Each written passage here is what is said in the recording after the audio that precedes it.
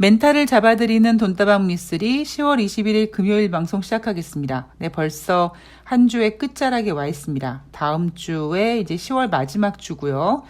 뭐 할로윈데이 이런 이야기 좀 나오다가 11월 달에 빼빼로데이자 가래떡데이, 그리고 수능시험, 블랙프라이데이, 그리고 어머 크리스마스가 한 달 정도밖에 안 남았어요. 뭐 이런 이야기 주고받다가 이제 12월 되고 그렇게 올해를 마무리하게 될 것 같습니다.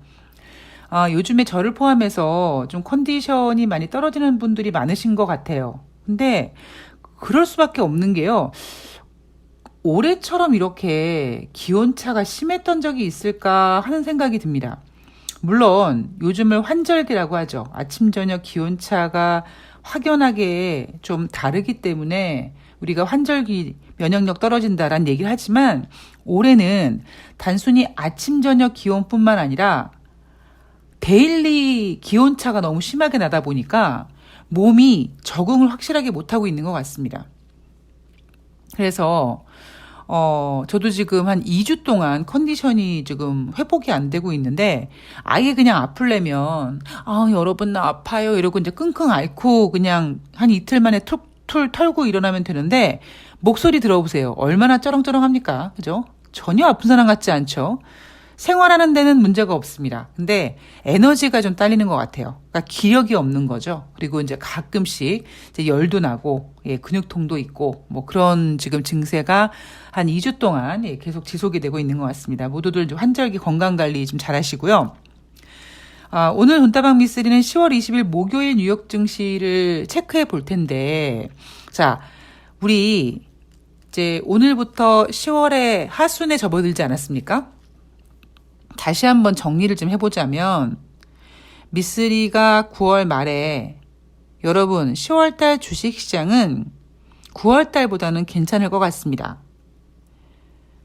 뉴욕 증시 같은 경우에는 중간선거, 즉 정치적 색깔이 많이 묻어있기 때문에 최소 다우지수 3만 포인트를 사수하기 위한 노력이 계속 진행이 될 겁니다.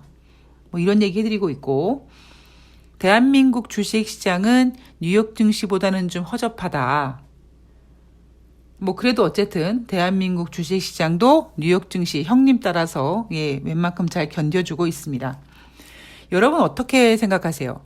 9월 달에 느꼈던 공포감과 물론 지금도 우리는 주식시장에 대한 확신이라든가 뭐 상승할 거다라는 기대는 솔직히 별로 없습니다. 그런데 이렇게 비교를 해보면 확실히 9월 달보다는 분위기가 좀 달라요. 올라가야 될 이유가 없다. 뉴욕 증시를 포함해서 대한민국 주식시장도 여전히 보수적이다. 앞으로 더 빠질 거다. 이런 이야기가 계속 나옴에도 불구하고 뉴욕 증시 3만선 잘 지키고 있고요. 대한민국 주식시장도 투자 심리가 위축되어 있지만 어쨌든 2200포인트를 지키고 있습니다. 자, 10월 20일 목요일 뉴욕 증시 수요일에 이어서 하락했습니다. 자, 제가 수요일 방송에서 뭐라고 말씀드렸냐면, 그때 10월 18일 화요일 뉴욕 증시가 상승했잖아요. 그때 다우지수 종가가 3528포인트로 끝났습니다. 그래서 제가 여러분들께 여러분 일단 올려놔야지 다시 빠지더라도 좀 충격이 덜하다. 그래서 뉴욕 증시는 올릴 수 있을 만큼 일단 올려 놓았다라는 이야기를 해드렸죠. 3500포인트까지 왔기 때문에 주식이나 인생이나 한쪽 방향으로 계속 가는 게 없으니까, 며칠 동안 뉴욕 증시가 올라서 3500포인트가 됐으니까 100포인트씩 빠지든 200포인트씩 빠지든 그렇게 빠지면 그래도 3만선은 지킬 수 있을 것이다 라는 이야기를 계속 해드리고 있죠. 어제 방송에서 제가 이런 얘기 드렸잖아요. 10월 19일 수요일 뉴욕 증시가 99.99포인트가 빠졌다. 그죠? 세 자릿수 하락이 아닙니다. 그런데 그렇게 빠졌지만 3423포인트였고요. 10월 20일 목요일 뉴욕 증시도 하락했습니다. 다우지수가 0.30, S&P 500이 0.80, 나스닥이 0.61% 하락했는데요. 지금 뉴욕 증시 같은 경우에는 수요일, 목요일 연 이틀 동안 하락함에도 불구하고 다우지수는 3만 포인트 위에 있습니다. 자, 그러면 또 제가 이런 얘기 해드려야 되죠. 여러분, 인생이나 주식이나 한쪽 방향으로만 계속 가는 게 없습니다. 그럼 며칠 동안 뉴욕 증시가 올라서 3만 500포인트가 됐는데 지금 수요일날 목요일날 이틀 빠져서 3만 333포인트가 됐단 말이에요. 얘네들 굉장히 의미 있는 숫자들을 좀 많이 내놓네요. 자, 그러면 만약에 10월 21일 금요일 뉴욕 증시에서 300포인트가 빠져도 3만 선을 지키는 겁니다. 오늘 밤에 뉴욕 증시가 안 좋아서 300포인트 정도, 즉 1% 가까운 하락을 해도 3만 선을 지지할 가능성이 높고요.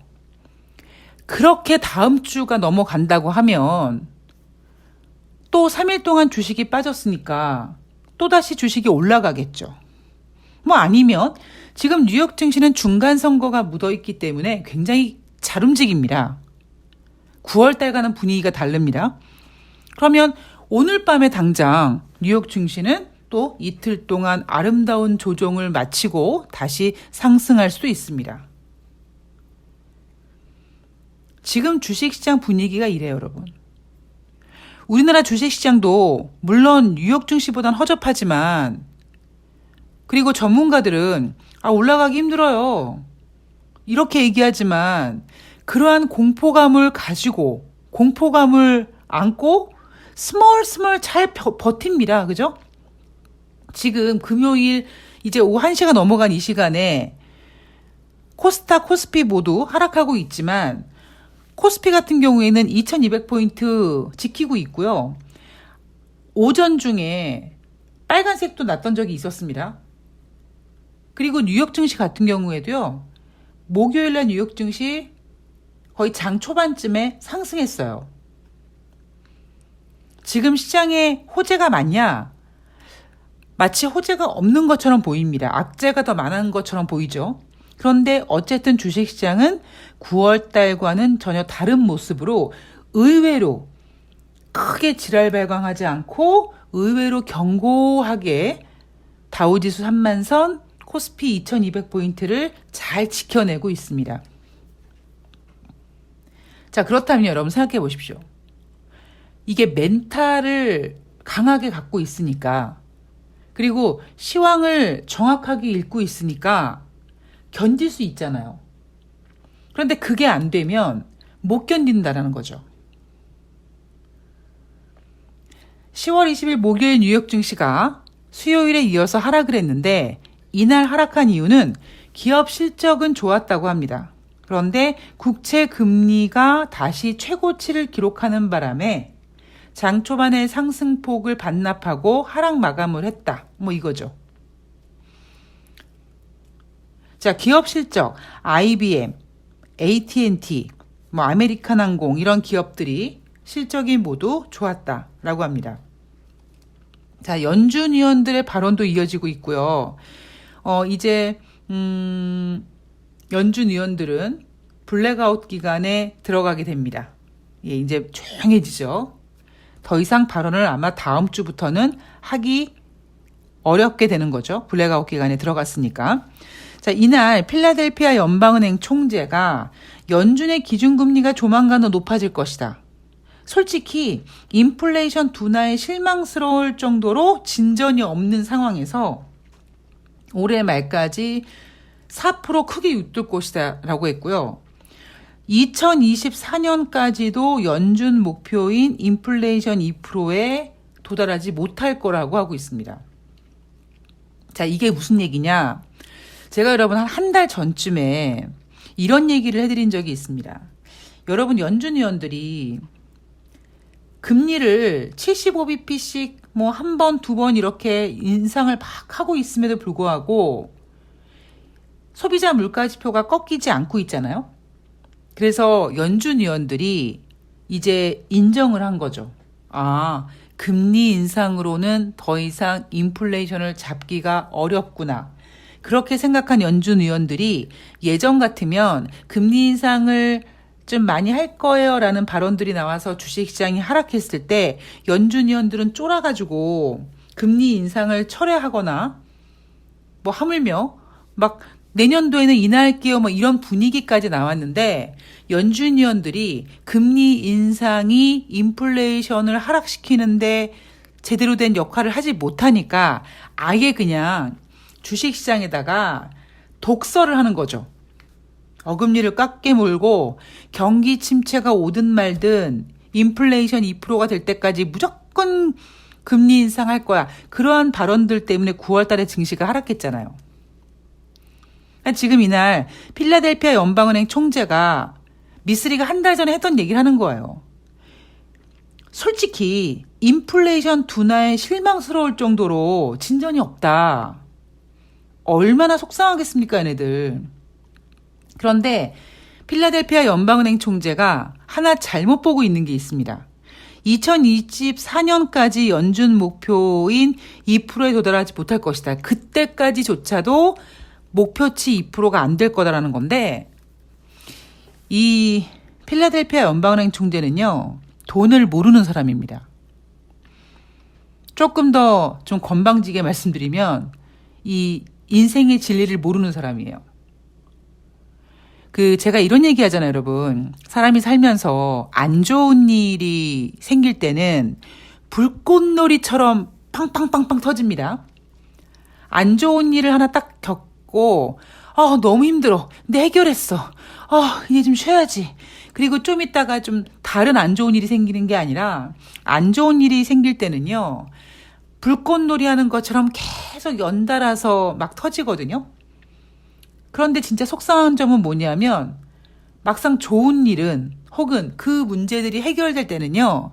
굉장히 천천히 마치 얽힌 실타래를 풀기 위해서 가장 끝에 있는 그 실 뭉친 거 그거 하나를 풀기 시작하면서 하나씩 해결해 나는 거거든요. 저는 지금 속도감에 대해서 얘기하고 있는 겁니다. 자, 냉정하게 2022년 올해 한 해를 돌아보면 올해 1월 달에 연준은 금리를 동결했습니다. 3월 달에 25bp 금리 인상을 했습니다. 연준이 3월 달에 25bp 금리 인상을 하면서 올해 연준의 금리 스탠스는 25bp씩 한 3번 정도 예상했었고요. 인플레이션의 상승을 우려한, 즉 연준이 숙제를 제대로 못해서 인플레이션이 가파르게 올라갈 거라는 걸 감지한 대형 은행들 몇 군데는 25bp씩 2022년 남아있는 연준 회의에 매번 인상을 해야 된다라고 했습니다. 그런데 그때만 하더라도 올 연초만 하더라도 사실 여러분 남아있는 그러니까 1월 달 금리 동결을 한 다음에 3월 달에 25bp 금리 인상을 한 다음에 8번 회의 중에서 남아있는 6번의 회의에서 계속 25bp씩 금리 인상을 한다라는 이 소식은 올 초만 하더라도 주식시장에 굉장한 악재였습니다. 그렇게까지 해본 적이 없기 때문에. 그럼에도 올해 기대감은 뭐였냐면 코로나 이제 거의 엔더믹이다.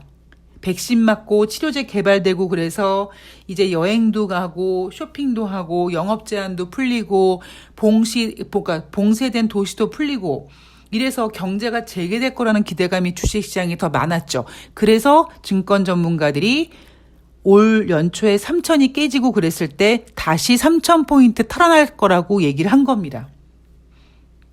근데 제가 올 연초부터 했던 얘기가 뭐냐면 연준 의원들이 숙제를 제대로 하지 못했다. 밀린 숙제를 하는 바람에 연초만 하더라도 금리 인상할까? 란 얘기만 나와도 증시가 하락하다 보니까 인플레이션 일시적이다 라고 얘기했죠. 누가? 제롬 파월 연준 의장이.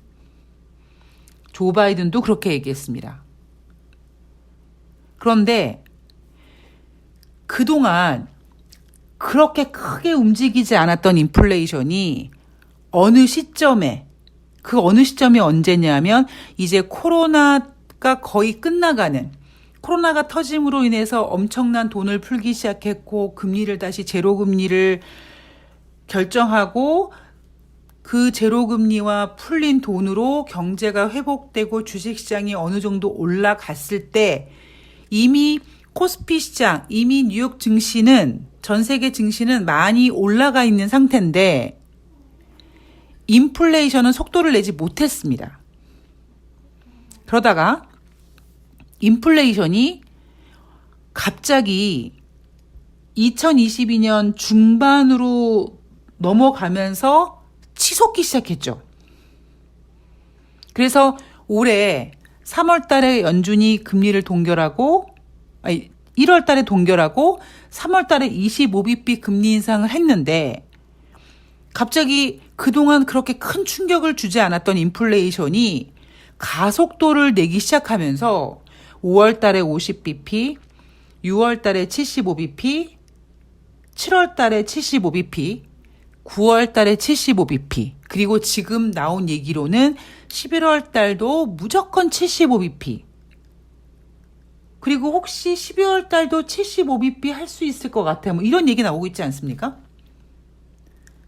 그런데 이미 금리는 3월 달 25bp부터 시작해서 5월 달, 6월 달, 7월 달, 9월 달까지 공격적인 금리 인상을 계속하고 있음에도 불구하고 이제는 인플레이션이 가속도가 붙다 보니까 속도가 잡히지 않는 거예요.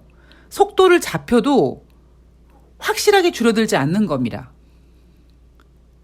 제가 예전에 제가 우리가 지금 뭐 이런 유동성을 인류 역사상 한 번도 겪어보지 않은 유동성이다. 그래서 이제 우리가 유동성을 이렇게 핸들링 못하고 유동성이 우리를 지배할 것이다. 이런 이야기를 제가 떠들고 있을 때가 있었어요.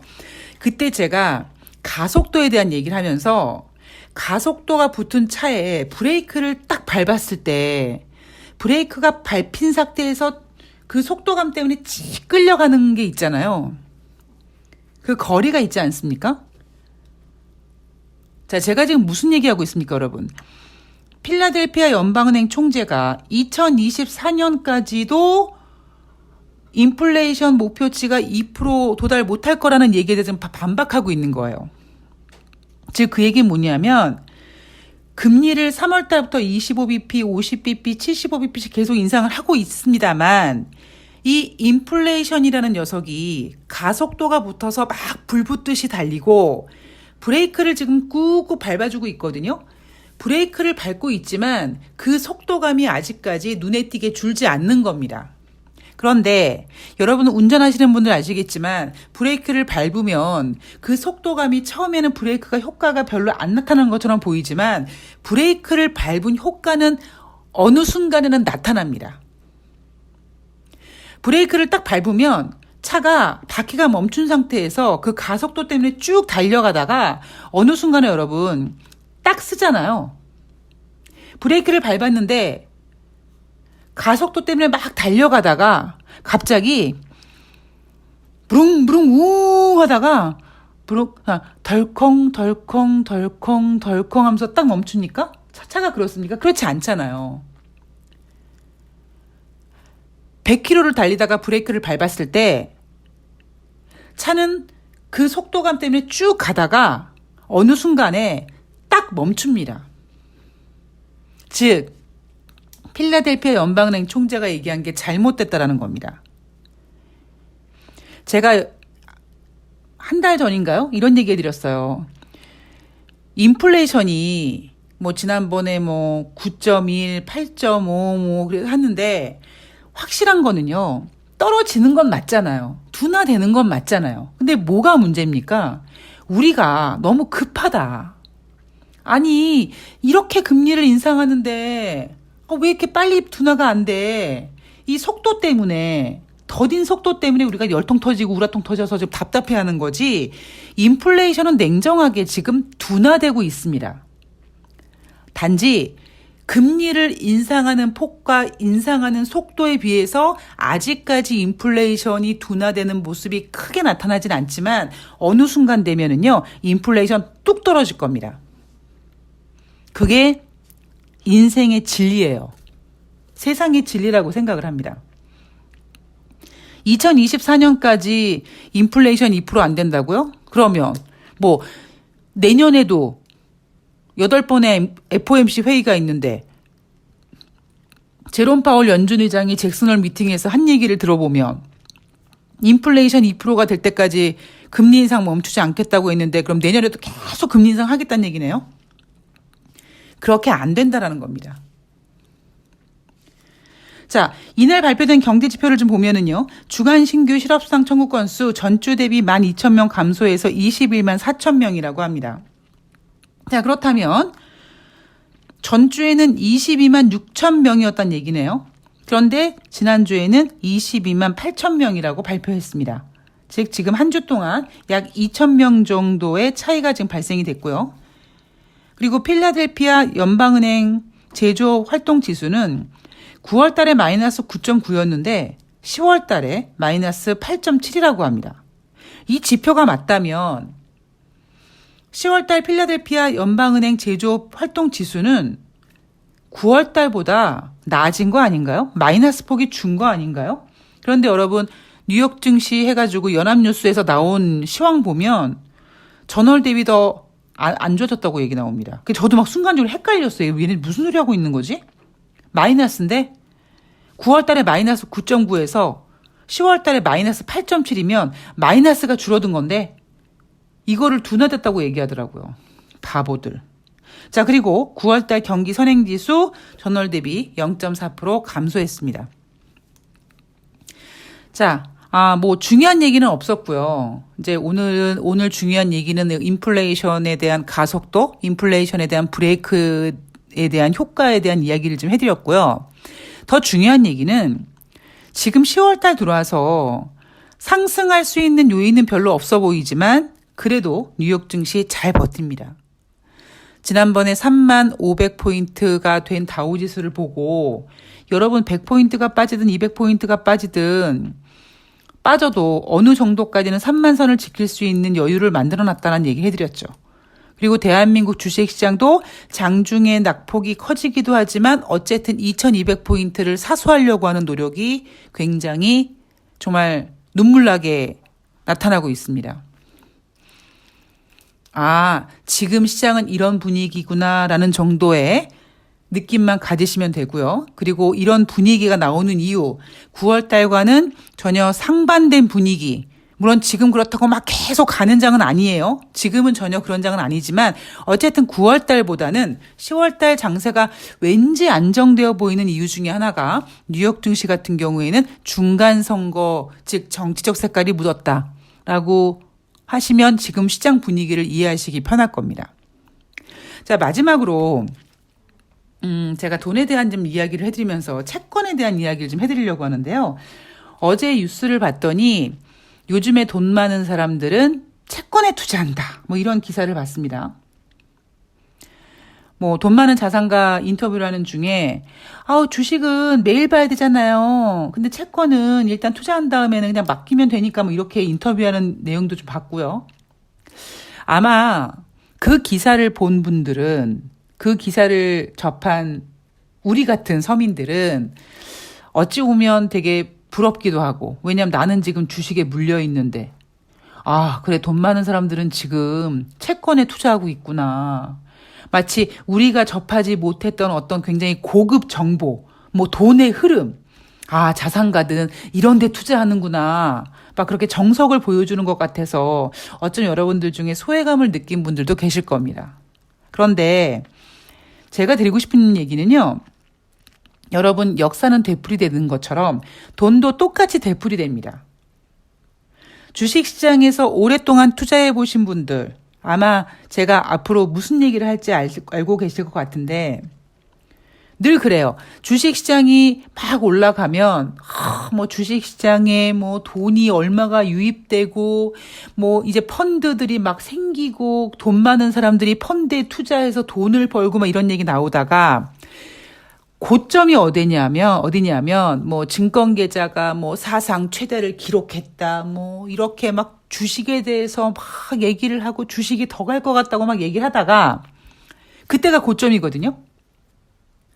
여러분, 제가 작년이죠? 예, 작년 7월 달에, 증권사들이 작년 연말에 3,700포인트 간다고 했을 때 제가 웃기는 소리라고 헛소리라고 얘기하면서 뭐라고 얘기했냐면 그 며칠 전에 6월 말경에 어떤 기사가 나왔냐면 뭐 증권 계좌가 지금 사상 최고로 만들어졌다는 얘기 나왔습니다. 그래서 제가 방송 중에 그 얘기 언급해 드렸어요.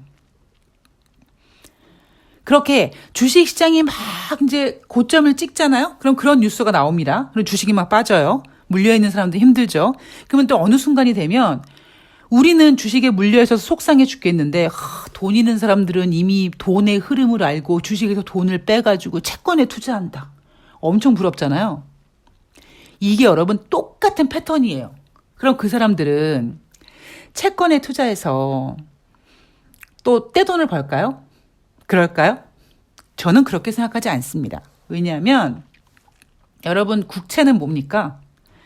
국가가 발행하는 채권이죠. 국채가 잘 팔리는 이유가 뭡니까? 주식 시장이 안 좋으니까, 그죠? 기업에 투자하느니 앞으로 경기가 안 좋다고 하는데 뭐 설사 대한민국 망하겠어? 망하지 않으면 괜찮을 거 아니야? 그래서 대한민국 국채에 투자한다. 뭐 이런 거 아닙니까?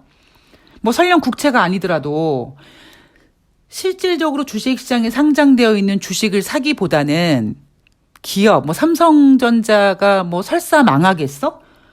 삼성전자가 설사 망하진 않을 것 같은데 주식은 안 올라가. 아이 짜증나. 뭐 앞으로 뭐 경기도 안 좋아진다고 하고 금리도 올라간다고 하니까 그러면 삼성전자 회사채를 사야겠다. 우량한 회사채를 사야겠다. 뭐 이런 분위기라는 말이야 지금. 근데 재미있는 사실은요. 앞으로 시간이 지나가면서 어떤 뭐 국가적으로 금융위기에 대한 이야기가 나온다든가 우리나라가 아니더라도 여러분 우리나라가 아니더라도 다른 나라에서 어떤 다른 나라가 뭐 신용등급이 떨어지고 뭐 국가 부도 이야기가 나오고 지금 달러가 강해져 가지고 뭐 이런 얘기 나오잖아요. 그러면 그때도 채권이 안전자산일까요? 아닐걸요? 그렇지 않습니다. 그렇게 믿었던 우량주 채권, 믿었던 국가 채권도 어떤 이런 유동성이 만들어내는 이제 부작용 때문에 그 어떤 다른 나라 국가들의 어떤 금융위기라든가 이런 얘기가 나오면 채권에 투자했던 사람들이 돈을 싹 뺍니다. 이거는요, 변하지 않는 돈의 진리예요. 제가 이 얘기를 해드리고 있는 이유는 제가 어제 그 뉴스를 보면서 주식에 물려있는 분들 참 속상하겠다. 저 뉴스 접하면 돈 많은 사람들은 저렇게 하는구나. 여러분 그냥 뉴스일 뿐이에요. 의미 없습니다. 예. 지금 채권이 뭐 잘 팔린다? 뭐 다 잘 팔리겠죠. 그 사람들이 언제까지 채권으로 돈을 벌 수 있을까요? 그 사람들이 채권으로 돈을 벌 수 있게끔 앞으로 경제 상황이 그렇게 풀리지 않을 거라는 겁니다. 그래서 그러니까 저는, 이 돈이라는 이야기를 하는 사람으로서, 이 경제의 흐름을 알고 있는 사람으로서, 이 돈의 움직임을 계속 쫓아다니는 사람으로서, 사실 그런 뉴스들 접하면 되게 좀 불편해요. 왜냐하면, 웃기는 소리거든요, 진짜. 그러니까 마치 진짜 주식 고수는 전문가 활동 안 하고 자기 돈 매매해서 돈 버는 것처럼 그냥 그런 거예요, 그냥. 그냥 언론에서 그냥 마치 뭐 채권이 되게 뭐 성장성이 있는 것처럼 막 포장을 해서 얘기하지만 실질적으로는 그럴 필요가 없는데 또 그런 기사 보면 나는 주식에 물려 있는데 열받네, 속상하네. 그래, 나는 역시 개미야. 난 역시 자산가가 될 수 없어. 난 그냥 한낱 개미야. 맨날 이렇게 투자자들을, 주린이들을 스스로 자꾸 가장 약한 개미로 만드는 기사들이 바로 그런 기사라고 생각하거든요. 진짜 돈의 흐름은요, 그렇게 흘러가지 않습니다. 그래서 너무 그런 뉴스, 뭐 돈이 지금 주식에서 빠져서 뭐 채권으로 간다? 뭐 그런 기사에 너무 속상해하지 마시고요. 지금 일단 나는 어쨌든 주식 투자를 하고 있고 내 주식은 아직 원금이 되려면 한참 멀었어. 그러면 시황을 또 보고 제가 늘 말씀드리지만 죽은 호랑이가 아니라 살아있는 개가 돼서 잘 버티고 그 버티는 동안에 아유 난 계좌 열어보지도 않아. 뭐 아이 될 대로 되라 이런 게 아니라 내가 뭘 투자에 실패했지?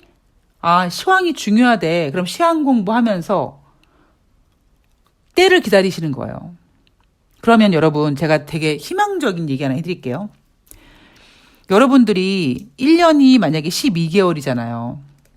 근데 지금 여러분이 뭐 어떤 종목이 반토막이야, 50%야.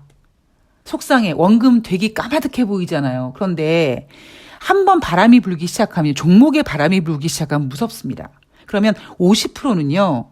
건방진 얘기로 상한가 30%씩 두 번 되면은 원금 회복하고 10% 수익이에요. 그런데 요즘에 상한가 두 번 가는 종목들은 사실 나오기가 어렵습니다. 그런데 12개월 투자를 하는데 여러분들이 예를 들면 1월 달에 주식을 투자해서 2월 달에 수익이 났다가 3월 달부터 꼬꾸라져 가지고 지금 몇 개월을 마이너스 50으로 있어요. 그런데 주식이라는 녀석은 어느 순간에 또 만약에 12개월 중에 10개월 동안을 내가 마이너스 50%로 죽겠다고 내가 미치겠는데 속상해 죽겠는데 남아있는 두 달 동안 굳이 상한가 두 번 안 가도 그 종목에 그 테마의 흐름이 와서 쭉쭉 올라가면 원금 회복 금방 됩니다. 그래서 너무 시간에 내가 언제까지 기다려야 돼? 내가 이거 기다리면 뭐 될까 말까 이렇게 너무 시간에 주식을 몰입시키면 안 됩니다. 그 주식은 느긋하게 봐야 되고요. 그리고 주식을 빼가지고 뭐 나도 채권에 투자할까? 글쎄요. 지금 채권에 투자한다고 무슨 의미가 있겠습니까? 저는 없다고 생각합니다. 자, 금요일날 주식시장 지금 현재 2210포인트 마이너스 7포인트지만 2200포인트 유지하고 있고요. 지금 미국 증시는 뉴욕 증시는 어쨌든 간에 기업 실적이든 정치적인 색깔이든 공격적인 금리 인상 발언에도 불구하고 부진해지고 있는 경기 지표에도 불구하고 나름대로 그동안의 어떤 그 공포스러운 분위기를 이겨내고 안정적인 모습으로 지금 진행이 되고 있습니다. 아마 다음 주에도 3만 포인트는 여전히 지킬 것이고 어닝 시즌 이제 피크에 오기 때문에 그리고 중간 선거가 이제 바로 코앞에 있기 때문에 아마 뉴욕 증시는 더욱더 안정을 찾으려고 노력을 할 겁니다. 대한민국 증시도 마찬가지로 따라가려고 하겠죠. 자, 한 주 동안 고생 많이 하셨고요. 저는 다음 주가 아니라 내일이죠. 내일 토요일 방송에서 금요일 뉴욕 증시 찾아뵙겠습니다. 자꾸 저한테 뭐 이벤트 어떻게 참여합니까? 라고 말씀을 해주시는 분이 계신데요. 그냥 이메일로 보내주시면 됩니다. 예, 뭐 갑자기 제가 자 지금부터 시작 이런 게 아니라 어차피 저는 개별적으로 따로따로 다른 종목으로 개별적으로 이렇게 이벤트를 진행하고 있기 때문에 굳이 시점이 없으니까 예, 만약에 궁금하신 분들은 이메일 보내주시면 됩니다. 네, 자 여러분 오늘 그리고 이번 주 한 주 마무리 잘 하시고요. 저는 내일 방송에서 뵙겠습니다. 고맙습니다.